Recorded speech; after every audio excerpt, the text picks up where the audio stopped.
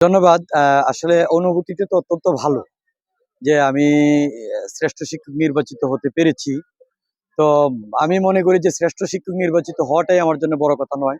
এর মাধ্যমে আমি আমার শিক্ষকতা পেশাটার মধ্যে কি আমি উপভোগ করতেছি। অনুপ্রাণিত হচ্ছি যে আমি যেন আমার পেশাটাকে আমার কাঙ্ক্ষিত লক্ষ্যে যেন আমি যে উদ্দেশ্যে তারা আমাকে শ্রেষ্ঠ নির্বাচিত করেছে, সেটা যেন আমি বাস্তবায়ন করতে পারি।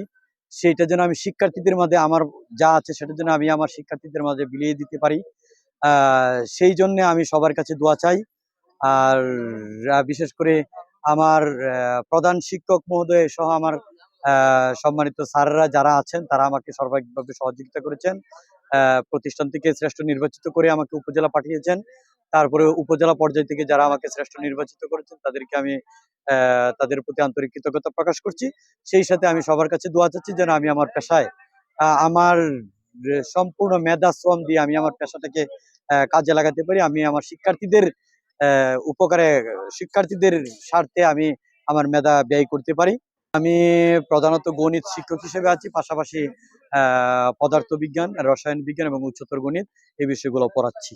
শিক্ষার্থীদের উদ্দেশ্যে আমি এটাই বলবো যে তোমরা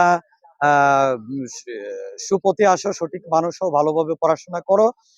আসলে পড়াশোনার মাধ্যমেই মানুষে বিশ্ব জয় করতে পারে।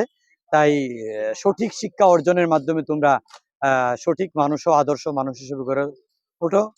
সেটাই আমি তাদেরকে বলবো। স্যারের যে শ্রেষ্ঠ শিক্ষক নির্বাচিত হয়েছেন স্যারের বেসটা বলবেন। আমি 2023 সালে শ্রেষ্ঠ শিক্ষক উপজেলা পর্যায়ে শ্রেষ্ঠ শিক্ষক নির্বাচিত হয়েছি।